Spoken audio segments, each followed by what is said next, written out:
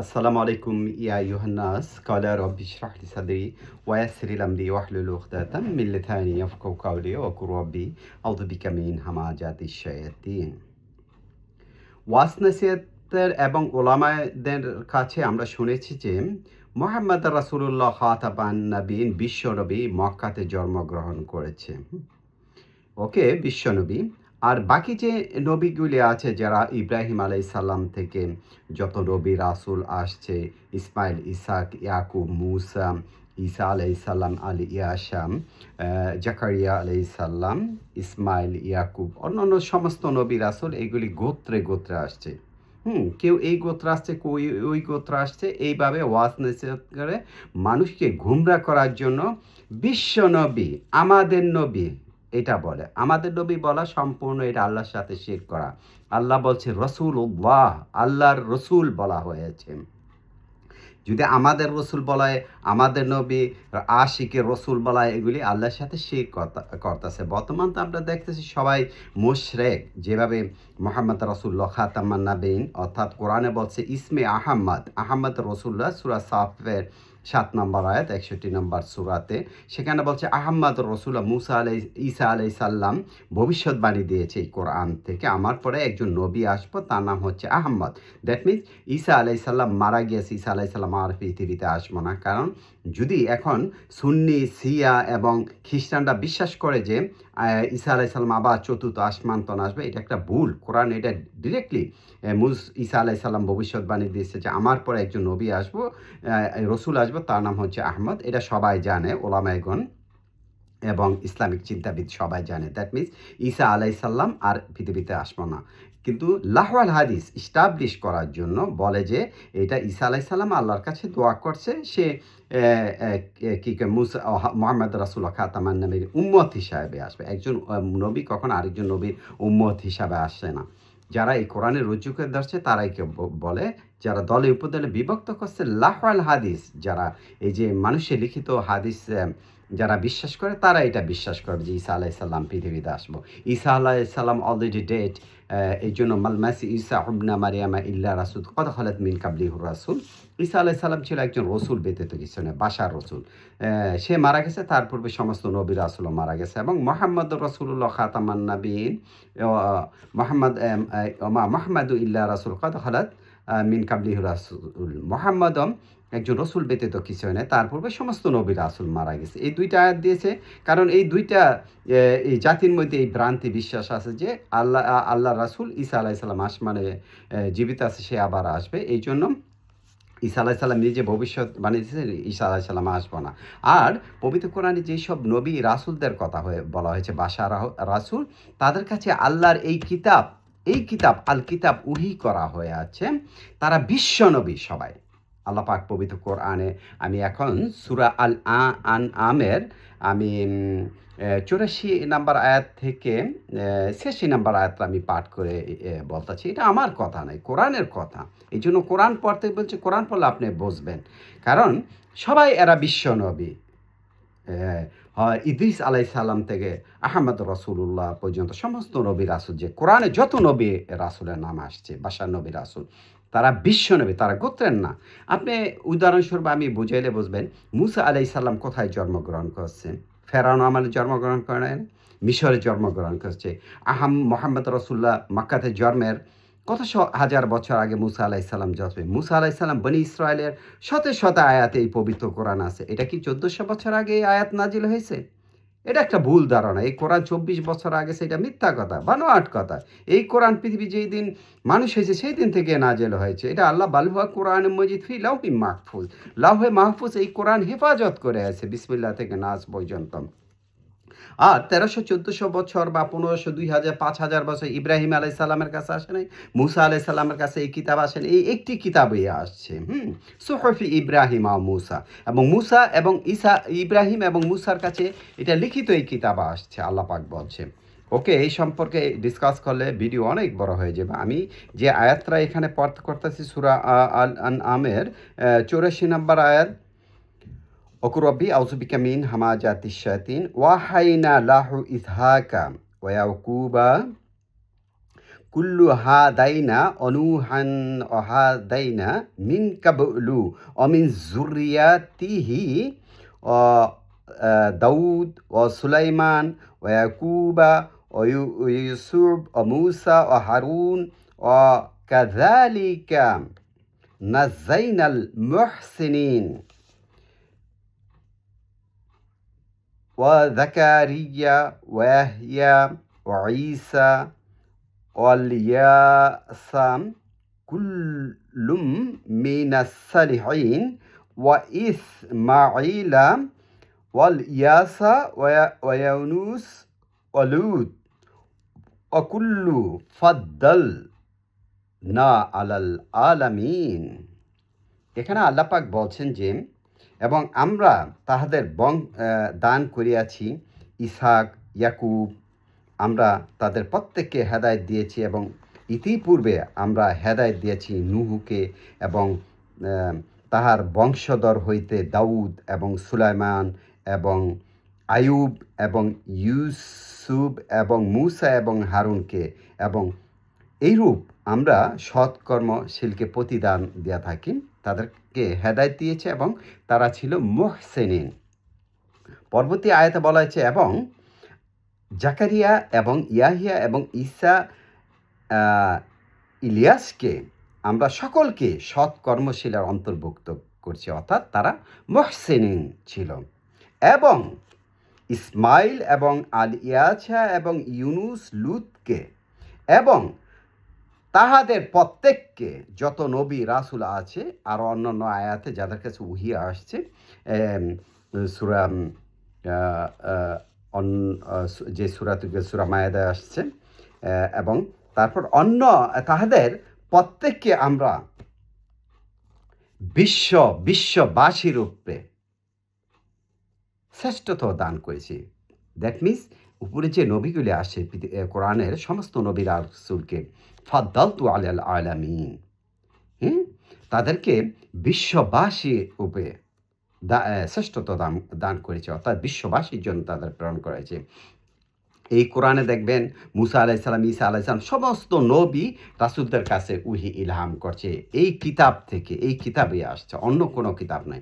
আজকে আমাদের ওলামাইগণ আমাদের গুমরা করে ফালাইতেছে, কারণ লাহওয়াল হাদিসে কথা বলে, লাহওয়াল হাদিসে তারা কথা বলে আমাদের নবী বিশ্ব নবী মুহাম্মদ রাসূলুল্লাহ, তাকে সৃষ্টি না করলে এই মহাবিশ্ব সৃষ্টি হতো না। অথচ এই কোরআন, এই কিতাবের আয়াত প্রত্যেকটা নবী রাসূল কাছে আছে। এই কোরআন তো 1400 বছর আগে না, এই কোরআন পৃথিবী থেকে আসছে। যখন মুসা আলাইসাল্লামের কাছে বনী ইসরায়েলের আয়াতগুলি আসে, মুসা আলাইসাল্লামকে ওই আয়াত পড়ে নাই তার ভাষায়। এই জন্য আল্লাহ পাক বলছে সূরা ইব্রাহিমের 4 নম্বর আয়াতে, এমন কোনো জাতি নেই যাদের কাছে রসুল প্রেরণ না করছে, যাদের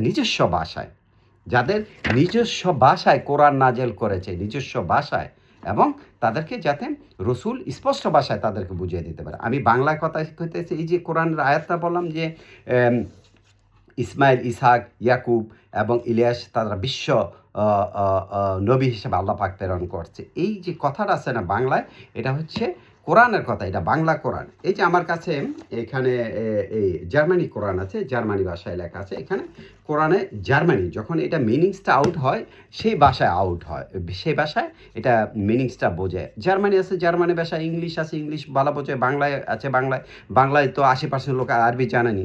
যখন বাংলায় বলবে হে আমার আল্লাহ, তখন একটা সাধারণ লোক বুঝতে পারবো। তখন এই বাংলায় এই কোরআনে যে মিনিংস আছে সেটা আবিষ্কার, এটাকে লিসানান আরাব বলা হয়।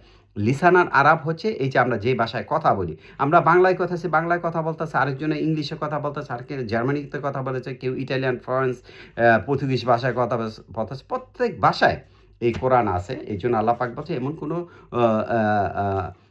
আমরা এমন কোনো জাতি নেই যার কাছে রসুল প্রেরণ না করছে তাদের নিজস্ব ভাষা। সেই আয়াতে হিকমত এই কোরআন এক্সপ্লেন করে বুঝায় দেয়।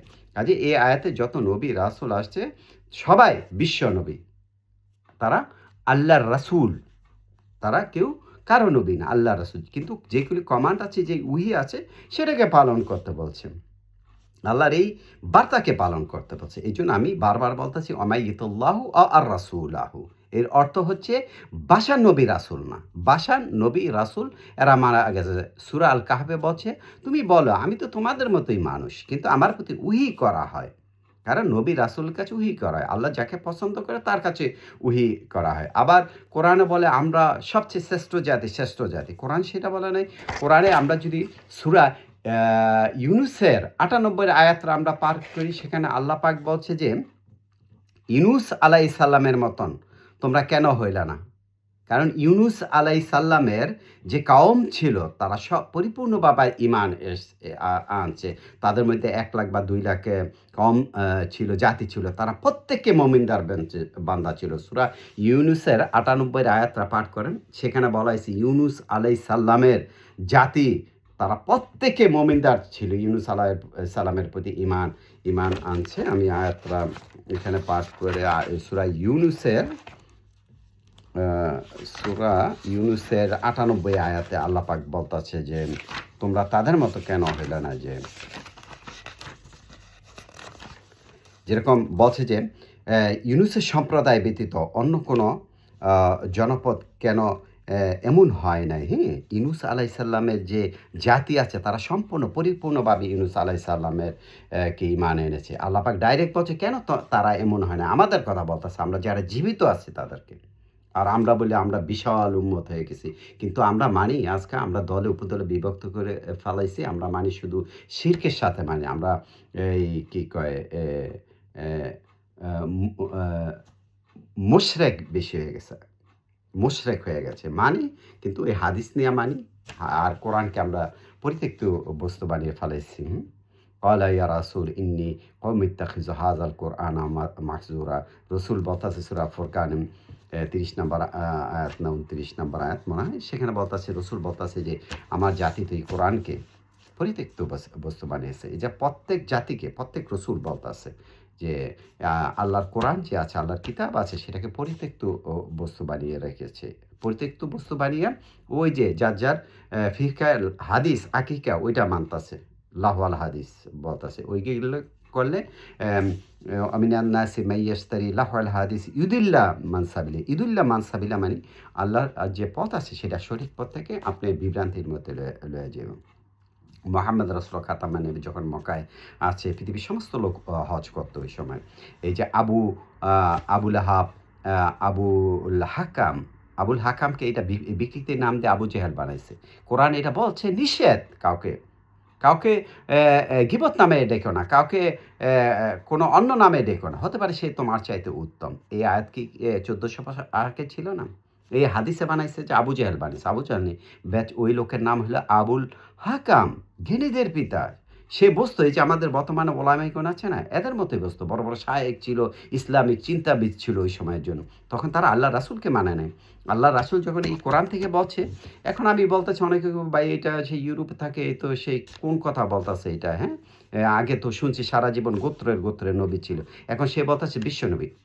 I am not gonna sayings that's the Holy Quran sayings to us, right? Now এখানে লেখছে ইদুল্লাহ, ইদুল্লাহ, ইদুল্লাহ রব্বিল আলামিন, সমস্ত বিশ্বের জন্য। ফাদ্দালতু মিনাল আলামিন মানে বিশ্ববাসীর জন্য সমস্ত নবী রাসূলকে পাঠানো হয়েছে।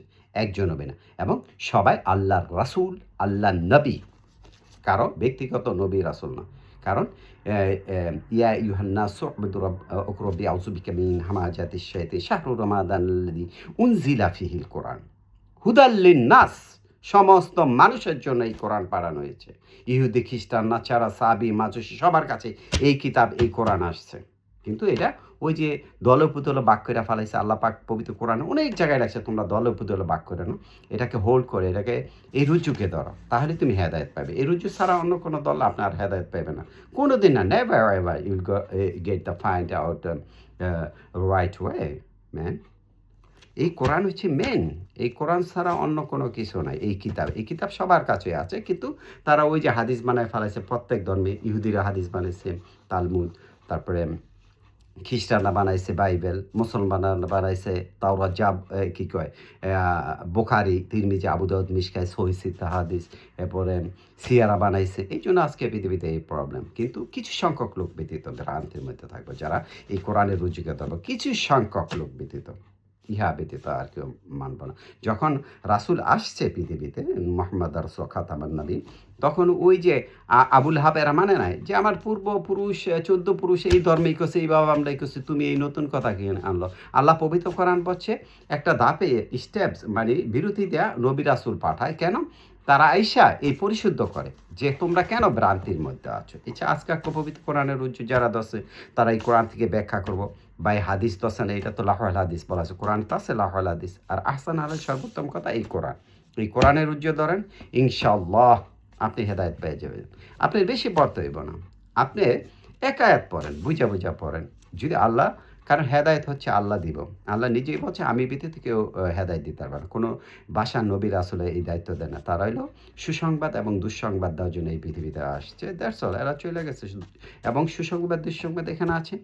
একটা ওই যে দোজখ জাহান্নাম আছে, আর অন্ধকার আর জ্যোতি আছে। এখানে এটা জ্যোতি। এই জ্যোতি ধারণ করতে হবে। আর এই জ্যোতিটা হচ্ছে হৃদয়ের মধ্যে ধারণ করতে হবে। That's all. ওকে আমাদের সবাইকে কোরআন পড়ার তৌফিক দান করুক। আলহামদুলিল্লাহি রাব্বিল আলামিন।